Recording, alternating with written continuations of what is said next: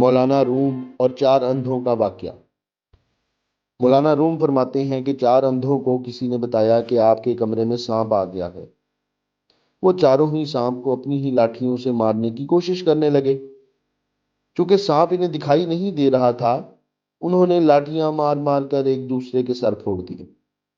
اس واقعے سے مولانا روم یہ نتیجہ اخذ کرتے ہیں کہ جو علم ہمارے باطن میں ہے اس کو ہم دیکھ نہیں سکتے۔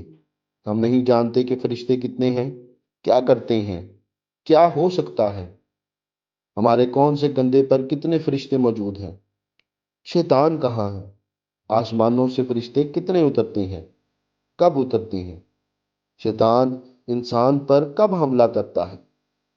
یہ سب باتیں باطن سے جڑی ہیں، جنہیں سمجھنے کے لیے بہت اعلیٰ درجے کا ایمان اور اندر کی آنکھوں کا کھلنا ضروری ہے۔ اور اندر کی آنکھ کھلتی تب ہے جب ہم ظاہری آنکھوں کو بند کرتے ہیں، دنیا داری کے نظاروں سے آنکھیں پھیرتے ہیں۔ مسلسل اور طویل تر عبادت اور ریاضت کے بعد کسی خاص کو یہ شرف حاصل ہوتا ہے کہ وہ جن و شیاطین اور فرشتوں کو اترتا دیکھتا ہے۔ مگر ہمارے معاشرے میں علماء کرام اور بزرگوں نے فرشتوں کے بارے میں مختلف موضوعات پر بہت طویل مباحثے کیے ہیں۔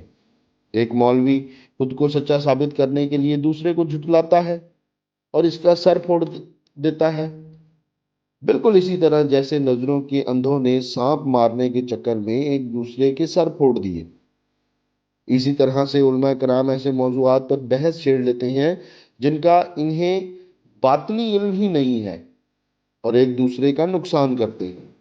اس لیے مولانا روم ہمیں یہ سبق دیتے ہیں کہ جس بات کا علم نہ ہو اس پر بحث نہ کریں،